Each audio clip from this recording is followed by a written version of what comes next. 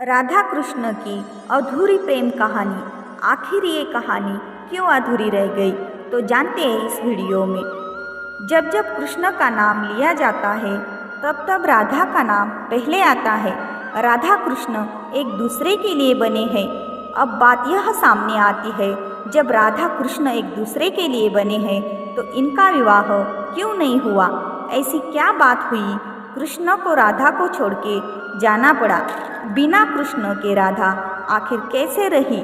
यह सवाल आपके मन में व्याकुलता पैदा कर देता है। आज हम राधा के जीवन के कुछ ऐसे अनसुनी बातें बताने जा रहे हैं। हालात और वक्त ने उनको भी नहीं बख्शा। हम सभी जानते हैं कि कृष्ण का बचपन वृंदावन में बीता। नटखट गोपाल अपनी लीला से सबको प्रसन्न करते थे, लेकिन कृष्ण के साथ ही वृंदावन की खुशियाँ थी। कृष्ण ने अपनी मधुर मुरली की धुन से गोपियों का दिल जीत लिया था, लेकिन सबसे अधिक कोई उनके बांसुरी से मोहित था तो वो राधा थी। राधा कृष्ण से 5 साल बड़ी थी। राधा वृंदावन से कुछ ही दूरी पर रैपल्ली गांव में रहती थी। रोजाना वो कृष्ण की मधुर मुरली की आवाज़ सुनकर दौड़ी चली आती थी। कृष्ण का जीवन भी साधारण नहीं था। धीरे धीरे वो समय निकट आ रहा था जब कृष्ण को वृंदावन छोड़कर मथुरा जाना था। कृष्ण के मामा कंस का अत्याचार चरम सीमा पर पहुंच चुका था। एक दिन कंस ने उन्हें और उनके भ्राता बलिराम को मथुरा में आमंत्रित किया और इसी बात से वृंदावन नगरी में सभी के भीतर डर पैदा हो गया।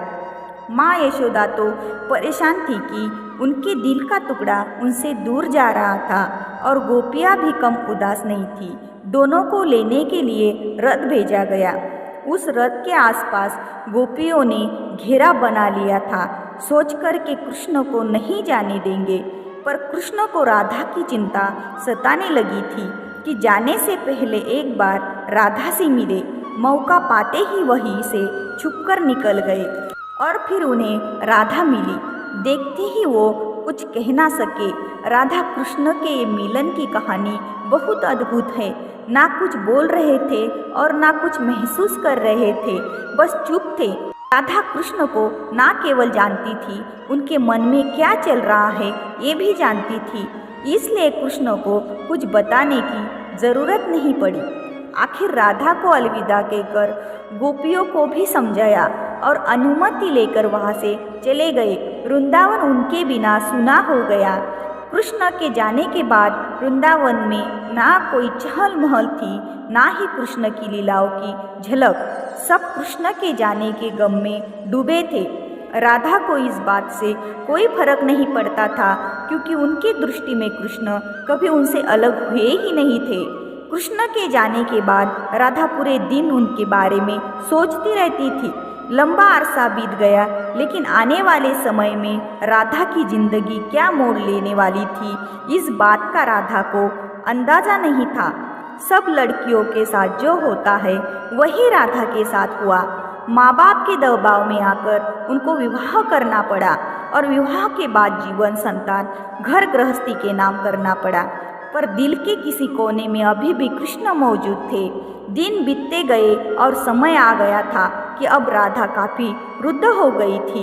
एक दिन वो बिना बताए चुपके घर से निकल गई और भटकते भटकते द्वारका नगरी आ पहुंची। वहां पहुंचते ही उसने कृष्ण से मिलने के लिए निवेदन किया। पहली बार उन्हें मौका प्राप्त हुआ, पर कृष्ण काफ़ी लोगों के बीच घेरे हुए खड़े थे। राधा को देखते ही कृष्ण की खुशी का ठिकाना नहीं रहा, लेकिन तब भी दोनों में कोई वार्तालाप नहीं हुआ, क्योंकि अभी भी उन्हें अल्फाजों की आवश्यकता नहीं थी। राधा कौन थी ये द्वारका नगरी में कोई नहीं जानता था। राधा के अनुरोध पर कृष्ण ने उन्हें देविका के रूप में नियुक्त किया। वो दिन भर महल में रहती, महल से संबंधित कार्यों को देखती और जब भी मौका मिलता दूर खड़े होकर कृष्ण के दर्शन लेती। पर ना जाने क्यों राधा में धीरे धीरे भय पैदा हो रहा था, जो बीतते समय के साथ बढ़ता चला गया। उसे कृष्ण से दूर जाने का डर सता रहा था। साथ ही बढ़ती उम्र भी उसे कृष्ण से दूर ले जा रही थी। एक शाम महल से निकल गई। वह नहीं जानती थी कि वह कहाँ जा रही है, आगे मार्ग पर क्या मिलेगा, बस चलती जा रही थी। परंतु कृष्ण तो भगवान है, वो सब जानते हैं कि राधा कहाँ जा रही है। जब राधा को कृष्ण की आवश्यकता पड़ी तब वह अकेली थी, बस किसी तरह कृष्ण को देखना चाहती थी।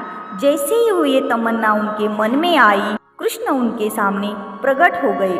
कृष्ण को अपने सामने देखकर राधा खुश हो गई, परंतु दूसरी ओर समय निकट आ गया था। राधा अपने प्राण त्याग कर दुनिया को अलविदा कहना चाहती थी। कृष्ण ने राधा से प्रश्न किया और कहा कि कुछ मांगे। राधा ने मना कर दिया।